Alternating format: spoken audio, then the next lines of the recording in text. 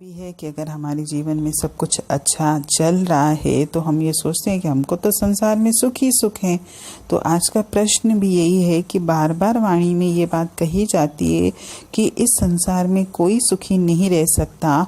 तो हमको तो कभी कभी लगता है कि हम सुखी कभी कभी तो होते हैं जब परिस्थिति हमारे फेवरेबल होती है। तो इसका जो उत्तर बताया था कि संत हमेशा हमको सावधान करते हैं। वो हमेशा हमको कहते हैं कि इस संसार में जो तुझे सुख मिले भी हैं अगर, तो हमेशा उन सुखों की तह में यानी उन सुखों की बुनियाद में हमेशा डर होता है।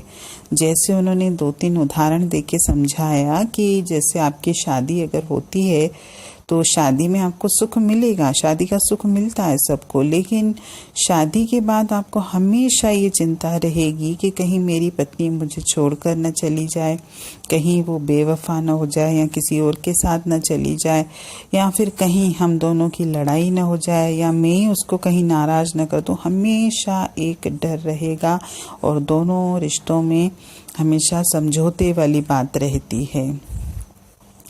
यानी और समझौता भी इंसान कहाँ करता है? जहाँ उसको डर रहता है। नहीं तो समझौता भी इतना आसान नहीं है, क्योंकि जो तलाक के केस होते हैं मेन बात उन्हीं में यही होती है कि वो एक दूसरे से समझौता नहीं करते। तो एक दूसरे से समझौते का मतलब ये होता है कि वो दोनों एक दूसरे को खोने से डरते नहीं हैं। उन्हें फ़र्क नहीं पड़ता कि हम साथ रहें या अलग रहें, तो इसलिए उनका रिश्ता टूट जाता है। और जहाँ डर रहता है वहाँ ही चलता है रिश्ता। तो ये सुख कहाँ हुआ? क्योंकि जो व्यक्ति शादी नहीं करेगा, दुनिया की नज़र में ये रहेगा कि उसने शादी नहीं करी तो उसके जीवन में सुख नहीं है। लेकिन उसने शादी नहीं करी है तो उसके जीवन में अगर शादी का सुख नहीं है तो शादी के बाद जो दुख होते हैं जीवन में वो भी नहीं आएंगे। तो सुख कहाँ है? तो इसमें लिखा यही था कि जिस बुनियाद में अगर डर है तो उसको आप सुख कैसे कह सकते हो? और जो भी सुख हमारे संसार के हैं भी, अगर उनको दुख में बदलने में एक क्षण भी नहीं लगता। और ये तो हम प्रकृति में देख भी रहे हैं कि पल पल में संसार बदल रहा है। आज सुख की घड़ी है, कल दुख की घड़ी है, कभी दुख की घड़ी है, उसके पीछे सुख की घड़ी है। यानी सुख दुख का तो चक्र जैसे चल ही रहा है। इसके अलावा जो उसमें एक और उदाहरण था कि अगर आपके यहाँ बच्चा पैदा होता है तो हम लोग कितने खुश होते हैं। संसार में हर मनुष्य के यहाँ, जिनके यहाँ भी बच्चे पैदा होते हैं, बहुत खुश होते हैं, खुशियाँ मनाते हैं, झूमते हैं, गाते हैं, फंक्शंस करते हैं, खाने खिलाते हैं, लोगों को मिठाइयाँ बांटते हैं, सब करते हैं। लेकिन वो जो सुख रहता है वो बाहरी रहता है, लेकिन अंदर उस व्यक्ति को, उस माँ को, उस पिता को हर वक्त ये चिंता रहती है कि कहीं मेरे बच्चा बीमार न हो जाए, कहीं मेरे बच्चे को कुछ हो न जाए, कहीं बड़े होके किसी तरह की बुरी आदत में न पड़ जाए, या फिर वो पढ़ाई न करे, ऐसे ही रहे, या फिर वो जीवन में आगे नहीं बढ़ पाए, पीछे रहे। मतलब बहुत सारी चिंताएं रहती हैं। और अगर बच्चा ही नहीं हो तो किसकी चिंता आप करोगे? यानी बच्चे का अगर हमने सुख लिया भी तो उसके पीछे कितनी सारे दर्द और कितनी सारी तकलीफ़ें हैं और कितने सारे डर हैं। हमको हर वक्त चिंता रहेगी। और इसके अलावा जो एक और उदाहरण ये दिया था कि अगर हमको किसी देश का राजपाट चेंज करके, यानी हमको वहाँ का राजा बना दिया जाए, तो हमको हमेशा, लोगों को तो ये लगेगा कि राजा बन गए, हमको बाहर भी लगेगा अरे वाह हम तो राजा बन गए, अब मैं सब पर हुकूमत कर सकता हूँ, मैं तानाशाह बन सकता हूँ। लेकिन उसको हर वक्त जान का डर रहता है। और ये भी सही बात है, हमें लगता भी है जो बड़े बड़े राजनेता हैं तो हमको क्या लगता है कि वो बहुत सुखी होंगे। वो सुखी नहीं है, क्योंकि जितनी फ्रीली हम बाहर घूम कर पाते हैं वो तो कभी बाहर घूम भी नहीं पाते। उनको हर समय अपनी जान का डर रहता है, हर वक्त उनके आगे पीछे सुरक्षाकर्मी घूमते रहते हैं।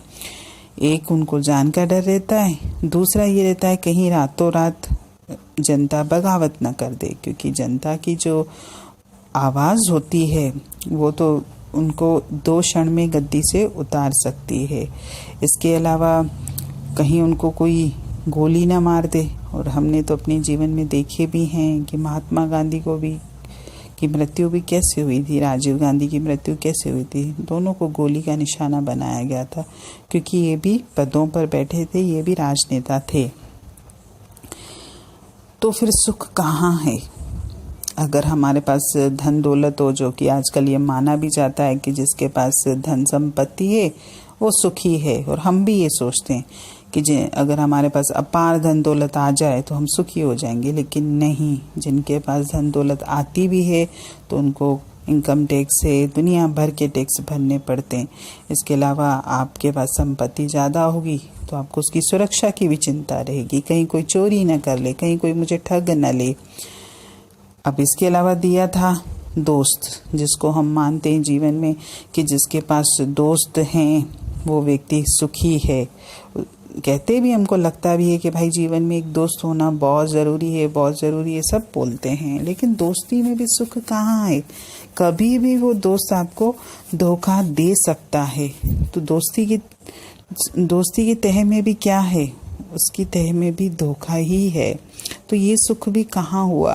यानी पूरी वाणी में आज जितने भी उदाहरण उन्होंने दिए थे सुखों को, जिसको हम सुख रूप मानते हैं, सब में उन्होंने बताया कि इन सब की बुनियाद में, इसकी तह में डर रहता है। क्योंकि कभी भी ये जो बातें जो मुझे सुख देती हैं, कभी भी मेरे दर्द का कारण बन सकती हैं। हर वक्त मुझे यही डर रहता है, और जब तक हमारे मन से उस बात को लेके डर दूर नहीं होता, तब तक हमको स्थायी सुख मिल भी नहीं सकता। और इन बातों की बुनियाद में ही डर है, तो फिर ये डर निकलेगा भी नहीं, क्योंकि ये चीज़ जीवन में अगर होगी तो हमको हमेशा ही डर भी रहेगा। तो आज की वाणी में जो बातें उन्होंने बताई बिल्कुल सही हैं। जीवन में हमारे जितने भी सुख आते भी हैं, हमको लगते भी हैं कि हमारे जीवन में कोई पूछे भी, भाई आप खुश हो? हाँ भाई, हम तो बहुत खुश हैं, परमात्मा की रहमत है हमारे ऊपर, हमारे जीवन में कोई दुख दर्द नहीं है। लेकिन अंदर की कहानी उस व्यक्ति की कोई नहीं जान सकता, उसको अंदर में कितना डर बैठा हुआ है उन चीज़ों से। और हर वक्त डर इसी चीज़ का होता है कि ये चीज़ मुझसे खो न जाए, कोई मेरी ये चीज़ छीन न ले, कहीं ये चीज़ मुझसे छूट न जाए। तो फिर आप उस चीज़ का आनंद कहाँ से लेते हो? इसीलिए तो कहते हैं कि संसार में कोई भी व्यक्ति सुखी नहीं है। और अगर हम सोचते हैं कि संसार के पदार्थ, संसार के रिश्ते नाते ये मुझे सुख देंगे, कोई सुख नहीं देगा। सच्चा सुख तो मुझे उस परमात्मा के पास ही मिलता है। सच्चा सुख, असीम आनंद सिर्फ और सिर्फ मुझे परमात्मा ही दे सकता है। हरिओम।